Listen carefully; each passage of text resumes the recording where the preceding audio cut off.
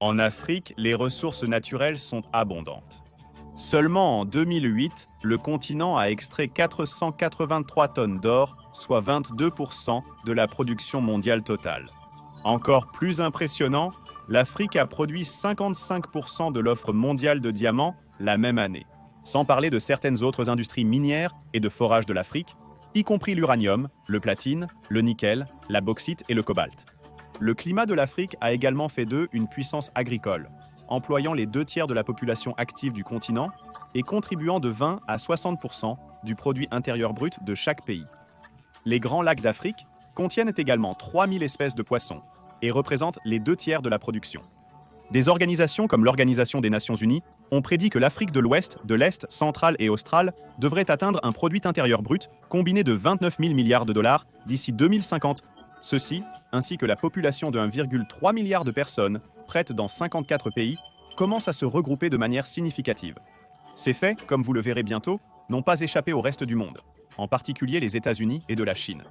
Comme vous pouvez l'imaginer, l'histoire de l'Afrique est marquée par l'intervention étrangère, ou des parties extérieures qui ont lutté pour le contrôle et l'influence des riches ressources africaines. Depuis l'époque des Romains jusqu'au combat par procuration de la guerre froide contre le communisme, et même aujourd'hui, avec les tentatives de la Chine de profiter des ressources de l'Afrique d'une nouvelle manière, aujourd'hui, vous verrez comment la Chine prend lentement le contrôle de l'Afrique et ce qui, le cas échéant, peut être fait. Comme mentionné, les incursions étrangères en Afrique ne sont pas nouvelles à notre époque moderne. Et comme c'est souvent le cas avec la géopolitique précoce, tout chemin mène à Rome.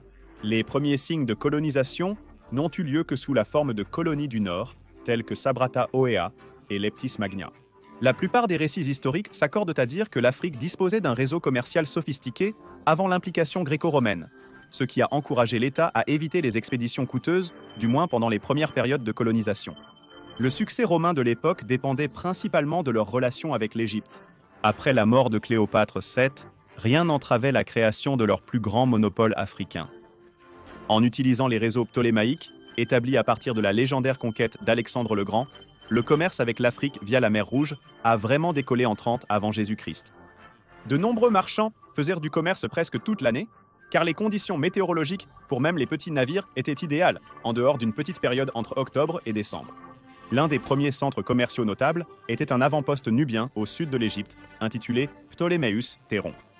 Les Grecs ont fait le travail difficile de nouer des relations avec les tribus locales, qui, après une série d'épreuves diplomatiques, ont commencé à ouvrir leurs terres fertiles aux puissances voisines.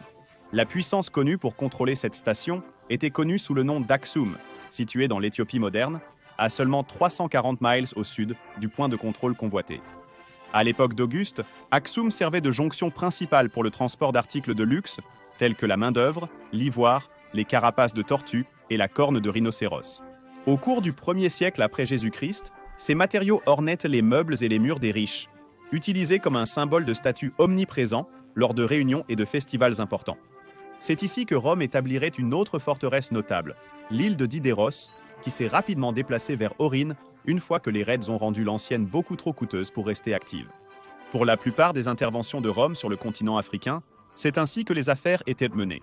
La navigation n'était pas seulement moins chère, mais aussi plus rapide, rendant des voyages comme le trek entre Théron et la capitale d'Aksum ne prenant que 5 jours pour se terminer. Bien que les points de contrôle côtiers constituaient la majorité de la présence de Rome, cela n'a pas empêché le plus grand empire du monde d'explorer l'intérieur de l'Afrique.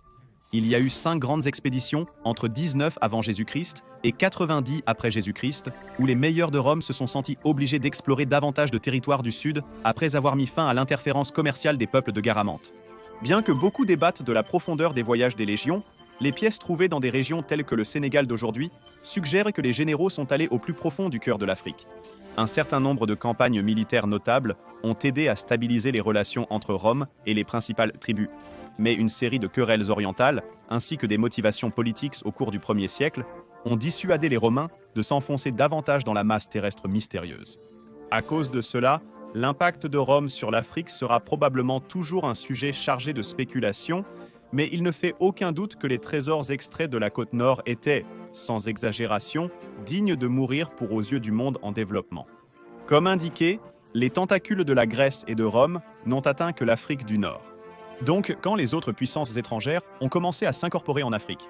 Eh bien, pour la plupart, Tout ce qui se trouvait au sud des colonies mentionnées précédemment est resté mortel et mystérieux jusqu'au XVe siècle lorsque le royaume du Portugal a fait les premiers pas avec l'aide d'Henri le Navigateur. Fils du roi, Dom John Parquin du Portugal, Henri, ou Dom Henrique, est identifié comme le principal initiateur de l'âge des découvertes, trouvant de nouvelles routes commerciales dans l'Atlantique, ainsi que poussant pour que des colonies soient établies le long de la côte ouest de l'Afrique. Il était fasciné par les cultures qu'il rencontrait, si bien que l'État l'a identifié comme le saint patron de l'exploration. Bien que son implication ait été marquante, les 16e et 17e siècles suivants ont révélé très peu de choses sur l'intérieur du continent, car beaucoup pensèrent que ces entreprises étaient trop coûteuses à la suite des conflits constants en Europe elle-même. Cela n'a en aucun cas empêché le Portugal, ainsi que d'autres puissances, d'affirmer sa domination sur ce qui avait déjà été découvert. Après tout, à cette époque, le marché des esclaves était en plein essor. Ils se sont alliés avec des seigneurs de guerre afin de déstabiliser les royaumes, formant finalement des relations durables avec des personnes comme le militariste Lunda, qui est devenu un fournisseur clé de travail forcé en 1800 à queue. Ce n'est qu'au 19e siècle que les nations européennes ont décidé de revendiquer les terres africaines. La massive conquête serait connue sous le nom de partage de l'Afrique, où 7 des plus grandes puissances occidentales ont initié le nouvel impérialisme, augmentant le contrôle sur l'Afrique de 90% entre 1870 et 1914. Les nations de la Grande-Bretagne, de la France, de l'Allemagne, de la Belgique, de l'Espagne, du Portugal et de l'Italie avaient pratiquement décimé le réseau de royaumes à travers toute l'Afrique. Le Portugal avait sans aucun doute posé les bases pour une future implication, mais la mauvaise gestion des fonds a entraîné le royaume à prendre du recul lorsque la véritable croissance coloniale a commencé. La Grande-Bretagne a pris le contrôle de près de 30% de la population africaine, une énorme ligne de colonies éclipsant la longueur originale de la présence romaine, seulement inhibée par les Allemands qui régnaient sur 9%, y compris la colonie de Tanzanie. La France a obtenu la deuxième place avec 15%. Le Nigeria est devenu un joyau de la couronne pour l'Empire britannique, en expansion avec 15 millions de sujets, servant désormais sous l'Union Jack. Tout cela ne signifie pas que les peuples d'Afrique se sont rendus sans résistance. Loin de là. Un tel cas, et peut-être le plus mémorable, seraient les batailles du Zululand. Pendant un certain temps, les Zoulous étaient la puissance la plus importante en Afrique du Sud-Est. La résistance a culminé dans la légendaire guerre anglo-zoulou, où des erreurs tactiques ont été commises par des figures telles que Lord Chelmsford, qui avait initialement été cité en disant « Je cite, les Zoulous doivent être complètement écrasés pour les faire croire en notre supériorité. Je vais leur montrer à quel point ils sont inférieurs à nous en termes de puissance de combat. » Formés par Chaka au début du 19e siècle, armés de lances à pointe de fer et de boucliers usés, les Zoulous s'étaient comptés devenus les stratèges militaires les plus brillants parmi les clans natifs. Leur formation de bataille des cornes du taureau s'est avérée être un mouvement en tenaille dévastateur pour leurs voisins. Sous une éclipse solaire, 25 000 guerriers Zoulous utiliseraient ces tactiques anciennes pour prendre 1300 vies britanniques. Des victoires Betemdo comme celle-ci continueraient à renforcer la puissance de la résistance. Mais l'enlèvement du roi Quechwayo, après la victoire britannique à Alundi, la capitale zoulou, mettrait fin à la confédération tribale, les laissant en un amas de terres en guerre, incapables de se réunir une fois de plus pour combattre la vague incessante de colonialisme. Malgré une instabilité, le régime colonial était assez stable pour que les colons blancs s'installent de façon générationnelle en Afrique. Jusqu'aux années 1960, les assemblées législatives européennes contesteraient la validité de leur implication prolongée sur le continent. De l'autre côté de l'étang, il y avait une puissance grandissante qui marchait au rythme de son propre tambour, jouant selon des règles différentes, créant sa propre histoire avec l'Afrique d'une manière qui s'est avérée dévastatrice, complexe et extrêmement rentable. Avant d'examiner les relations chinoises à travers l'Afrique, examinons d'abord la relation avec les États-Unis. Les relations entre les États-Unis et l'Afrique remontent à l'époque des colonies espagnoles, françaises et britanniques. Dès les années 1500, la présence africaine s'est manifestée en Amérique du Nord, centrale et du Sud via des soldats recrutés, des interprètes et surtout des esclaves. La présence africaine s'est manifestée en Amérique du Nord, centrale et du Sud via des soldats recrutés, des interprètes et surtout des esclaves. Lorsque les États-Unis ont commencé à se forger une identité propre à la fin du XVIIIe siècle, de plus en plus d'acquisitions territoriales ont présenté des complications. La relation britannique avec les Africains et le système d'esclavage établi étaient différentes de ce qui était observé dans les régions possédées par la France et l'Espagne. Par exemple, la Floride était un refuge espagnol pour les esclaves en fuite jusqu'à son acquisition en 1822. Les archives indiquent qu'il y a même eu des efforts conjoints des opprimés pour défendre les droits nouvellement acquis. Les Afro-Américains et les Indiens ont formé une alliance qui se défendrait mutuellement, une situation qui a conduit à une série de guerres brutales entre les États-Unis et les Séminoles et leurs alliés. Les Séminoles se mariaient généralement en interne, maintenant ainsi la distinction des différentes communautés. Bien que l'acte de commerce des esclaves ait été illégalisé par le Congrès en 1808, cela n'a pas empêché la croissance de l'industrie. Du moins, pas immédiatement. Prenez par exemple le comté de Charleston, en Caroline du Sud. En 1840, la population d'esclaves a atteint son pic de près de 59 000 personnes. En 1860, il y avait 37 000 personnes asservies, soit seulement 63% du nombre d'esclaves 2 décennies plus tôt. Il y avait 37 000 personnes asservies, soit seulement 63% du nombre d'esclaves 2 décennies plus tôt. Bien qu'il y ait eu d'autres éléments dans les affaires africaines aux États-Unis, la brutalité de l'esclavage, à juste titre, éclipse tout le reste. Comme prévu, les relations entre les États-Unis et l'Afrique étaient en réalité assez différentes de la perception étrangère. Cela ne veut pas dire que c'était universellement positif, mais c'était une tapisserie mixte qui mérite une analyse. Il y a le cas du Maroc, qui est devenu la première entité gouvernementale à reconnaître l'indépendance des États-Unis le 20 décembre 1777. Les États-Unis entretiennent des relations cordiales avec d'autres États tels que le Kenya et l'Éthiopie, apportant une aide économique tout au long du XXe siècle. Le Libéria est aussi un État créé grâce au financement du Congrès, en 1819. Les liens entre le projet d'exportation d'esclaves devenu État-nation ont abouti à sa reconnaissance officielle en 1862 sous Lincoln. Il est devenu un paradis fiscal controversé pour les entreprises américaines et européennes. C'est pendant la guerre froide que les choses sont devenues plutôt compliquées. Entre 1961 et 1993, les États-Unis, la Grande-Bretagne et l'Union soviétique ont commencé à se disputer l'influence sur diverses régions en Afrique du Sud, principalement l'Angola, la Zambie, la Tanzanie, la Namibie, le Mozambique, la Rhodésie et la République d'Afrique du Sud. Chaque changement administratif, de Kennedy à Carter, en passant par Bush Senior, s'est concentré sur des problèmes allant de l'humanitarisme à la guerre tactique dans ce qu'il croyait être l'un des derniers champs de bataille contre le communisme. Si l'implication a conduit à une assistance face à la famine et aux maladies, elle a également façonné le paysage politique de l'Afrique d'une manière qui a laissé le continent incertain quant à son avenir. L'Occident a ouvertement soutenu la souveraineté dans des nations comme l'Égypte, mais dès qu'elles ont soutenu la Chine communiste, ils ont retiré le financement du barrage d'Assouan. Les soviétiques sont intervenus plus tard pour ramasser les morceaux. Des cas comme celui-ci, ainsi que la crise de Suez, ont montré au monde que la relation des États-Unis avec l'Afrique était souvent à sens unique, et l'Est savait exactement quand tourner la marée en leur faveur. Alors que beaucoup d'intérêts de l'Amérique pour l'Afrique étaient alimentés par l'intérêt personnel, qu'en est-il des Chinois? Eh bien, tout comme les Romains, pendant la majeure partie de l'histoire enregistrée, le seul point d'interaction sino-africain ou chinois-africain était très au nord, principalement l'Égypte. Les chercheurs ont fait des fouilles approfondies sur les liens potentiels entre la Chine et l'Afrique avant la collaboration moderne. Mais on semble savoir peu de choses sur le sujet. La seule connexion vérifiable que les deux régions avaient l'une avec l'autre est à travers l'échange de diverses marchandises datant d'aussi loin que 202 avant Jésus-Christ et 220 après Jésus-Christ, des biens commerciaux qui ont trouvé leur chemin à travers l'Est via la route de la soie. Des pièces de monnaie datant de la dynastie Song ont été découvertes par des archéologues à Mogadiscio, Kilwa et en Tanzanie, ainsi que des découvertes de girafes, de zèbres et d'encens exportés comme un luxe nouveau à la Ming.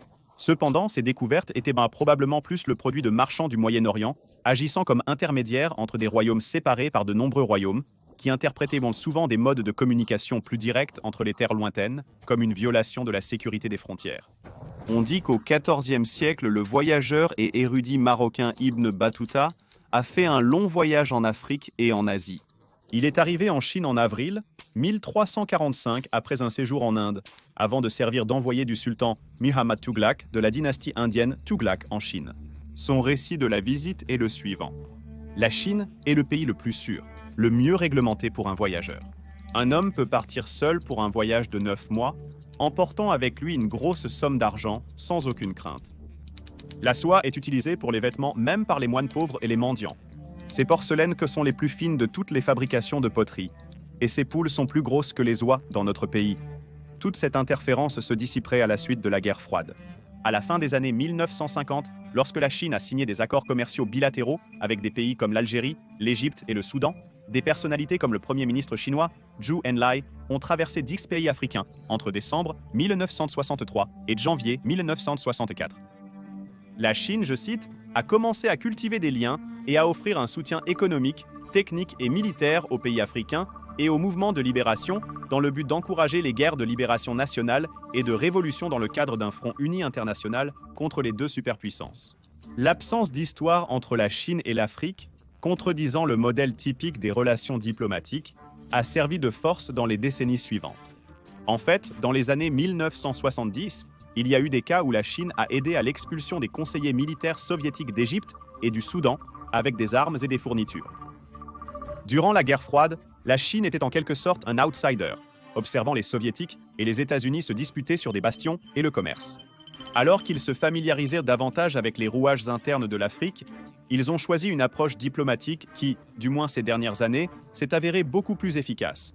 Une grande partie de la manière dont la Chine interagit avec les pays d'Afrique découle de leurs relations plus compliquées avec les États-Unis. Depuis le traité de Wansha, en 1845, il y a eu une union capitaliste, bien que par la force, entre les deux nations. Dès le début, il y avait des signes d'une union renforcée, comme l'effort conjoint pour réprimer la rébellion des boxeurs anti-impérialistes. Cependant, après l'arrivée au pouvoir de la République populaire de Chine en 1949, ainsi que l'exil du gouvernement nationaliste allié à Taïwan, les choses restèrent floues jusqu'à la visite de Nixon en 1972, ainsi que l'exil du gouvernement nationaliste allié à Taïwan. Les choses restèrent floues jusqu'à la visite de Nixon en 1972. Depuis lors, la Chine et les États-Unis se comportent comme des concurrents polis mais distants, partageant des intérêts dans le domaine du commerce direct, comme la fabrication, mais essayant constamment de prendre les devants lorsqu'ils investissent dans des projets à l'étranger. Des rencontres comme la récente avec le président Biden et Xi illustrent les démonstrations tièdes et souvent fausses d'affection que les deux font l'un pour l'autre pour éviter un conflit coûteux entre les deux parties. Comme nous pouvons le voir maintenant, cela s'est le plus récemment manifesté sous la forme d'une guerre froide financière en Afrique.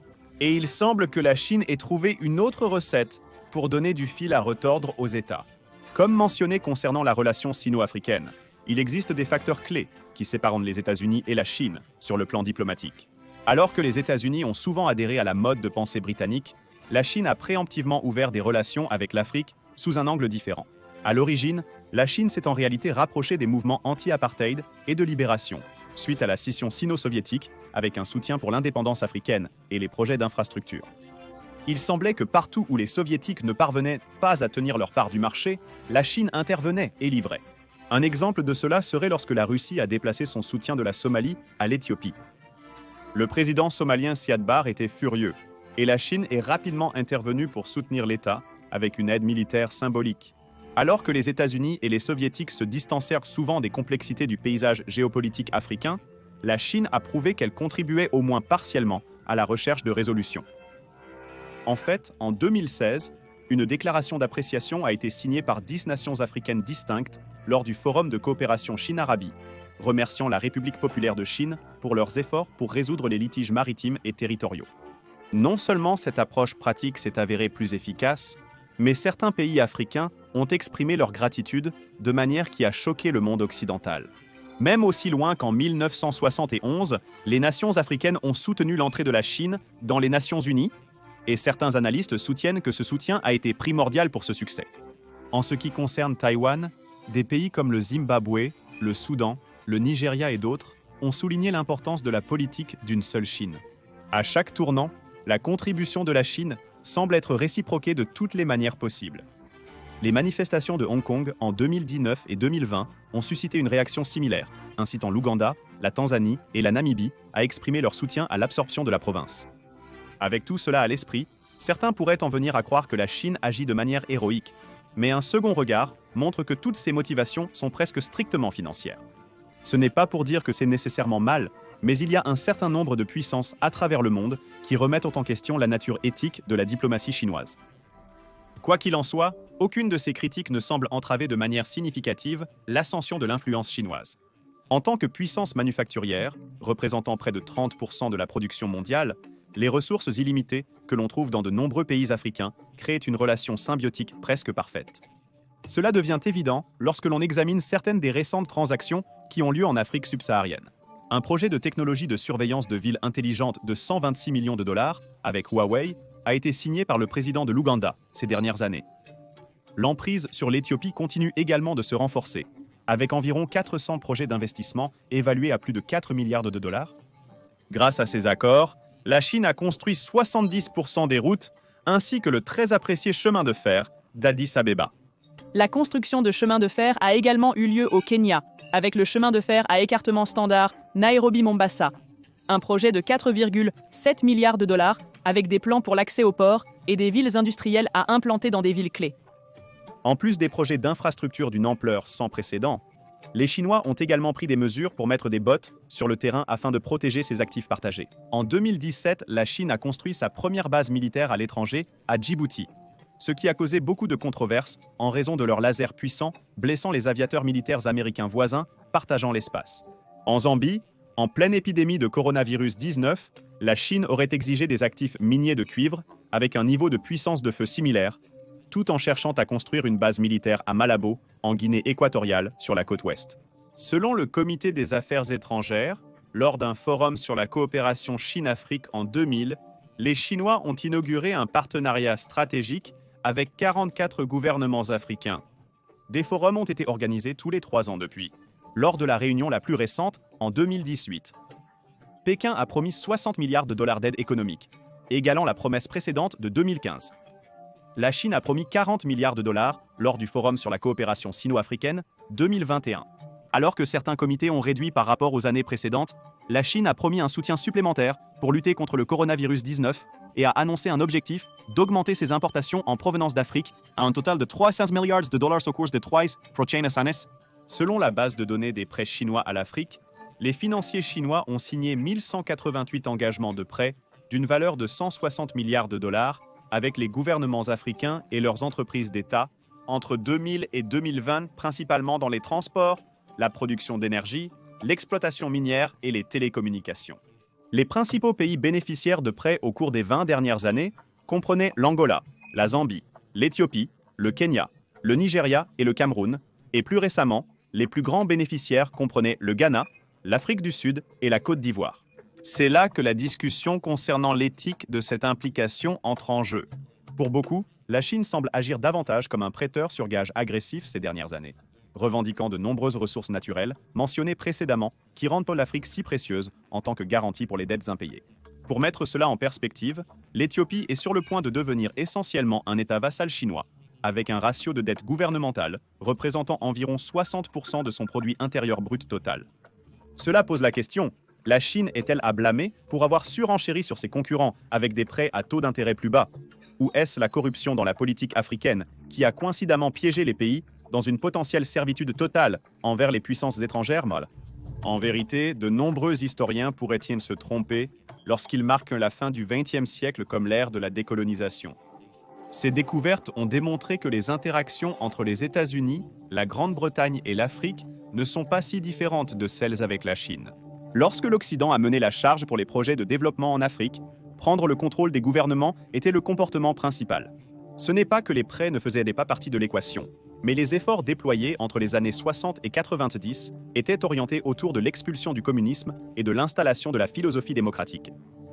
Dans ce nouveau climat, la Chine n'a pas un fort désir, du moins en apparence, de contrôler la gouvernance sur le continent. L'objectif ultime semble être strictement économique. En échange de ponts, vous nous donnez votre carrière. En échange de chemin de fer, vous nous donnez du travail. Et ainsi de suite. Il n'est pas tiré par les cheveux d'Arguet que la colonisation n'a jamais quitté le continent africain. Bien au contraire. C'est plutôt comment la domination coloniale s'est manifestée. Aujourd'hui, les analystes géopolitiques appellent que cela le soft power, choisissant de financer et de soutenir des initiatives politiques avec un levier nouvellement acquis au lieu de s'impliquer directement dans les subtilités des organes gouvernementaux individuels. Citation. Entre 2011 et 2015, sous les auspices du programme des dirigeants des partis politiques sino-africains, la République populaire de Chine a financé plus de 200 jeunes dirigeants politiques africains. En 2015, le programme s'est élargi. Pékin annonçant qu'il accueillerait 1 millier de jeunes dirigeants politiques africains d'ici 2018. En 2022, la République populaire de Chine a ouvert sa première école de parti permanente, financée par le Parti communiste chinois en Afrique. Ce n'est pas trop différent de la manière dont les entreprises se comportent aux États-Unis, injectant leur argent dans des objectifs législatifs qui servent leurs intérêts respectifs. Pour le moment, cet élan ne montre aucun signe de déclin. À travers l'Afrique subsaharienne, semble profiter des fruits du travail chinois. Que l'on pense ou non que c'est une approche éthique, il est clair que la présence chinoise ne disparaîtra pas de sitôt. C'est-à-dire, tant que l'Occident continue de jouer le même jeu. Alors, comment l'Occident a-t-il réagi à de tels développements? Eh bien, quand vous ne pouvez pas les battre, vous avez l'idée. Alors que l'initiative Ceinture et Route de la Chine a pris de l'ampleur pour dominer la ceinture de cuivre d'Afrique centrale, avec la perte du dernier bastion occidental après la vente par Freeport d'une importante mine de cuivre à la Chine-Mali, en 2020, les puissances occidentales commencent enfin à prendre conscience de la situation. Des lieux tels que les mines en République démocratique du Congo deviennent de plus en plus importants, alors que les nations développées du monde tentent de subir une transition énergétique massive. Des entreprises comme Cobalt Metals s'efforcent de renverser la tendance dans des lieux comme le Chili-la-Bomboué, recevant environ 150 millions de dollars d'investisseurs extérieurs. L'entreprise basée aux États-Unis croit qu'elle est assise sur une réserve de cuivre inexploitée, capable d'alimenter plus de 100 millions de véhicules électriques dans les décennies à venir. Afin de transporter ces ressources, les États-Unis ont commencé à réparer le chemin de fer de Benguela, une voie reliant Kolwezi au port de Lobito. C'était à l'origine un projet financé par les Britanniques et les Portugais, mais a rapidement été utilisé par les États-Unis dans 1940 pour fournir des opérations comme le projet Manhattan avec l'uranium nécessaire pendant. C'était à l'origine un projet financé par les Britanniques et les Portugais, mais a rapidement été utilisé par les États-Unis dans 1940 pour fournir des opérations comme le projet Manhattan avec l'uranium nécessaire pendant la Seconde Guerre mondiale. Après avoir subi un gros coup pendant la guerre civile en Angola, le chemin de fer a été hors service pendant un certain temps, mais l'essor de la Chine a poussé à sa renaissance tant attendue. Les puissances occidentales ont commencé à se regrouper lors du sommet du G7 pour former une contre-attaque économique contre la ceinture et la route de la Chine. Pour ce faire, les puissances occidentales ont depuis promis plus de 600 milliards de dollars au pays à faible revenu à travers l'Afrique. Après des discussions avec l'Angola et la Zambie, l'administration Biden commence à aller plus loin, promouvant un effort multilatéral avec l'Union européenne et les terres natales pour créer une voie ferrée Zambie-Lobito plus directe qui se connecte directement avec l'opération minière de Chili-la-Bomboué précédemment mentionnée. Le projet est estimé à environ 2 milliards de dollars. Cela dit, ces contributions sont toujours éclipsées par ce que la Chine a investi au cours de la dernière décennie, soit plus de 40 milliards de dollars, ce qui a amené beaucoup à se demander si l'Occident ne fait que prendre des postures pour apaiser leurs peuples respectifs, ou pour préparer un casus belli pour ce qu'ils croient d'être un conflit inévitable avec la République populaire de Chine. Quoi qu'il en soit, des pays comme la Zambie ne seraient-ils plus satisfaits des arrangements traditionnels avec le monde occidental? À l'origine, les pays africains riches en ressources étaient plus ou moins satisfaits de l'arrangement consistant à expédier des matières premières à l'étranger en échange d'aide militaire et médicale.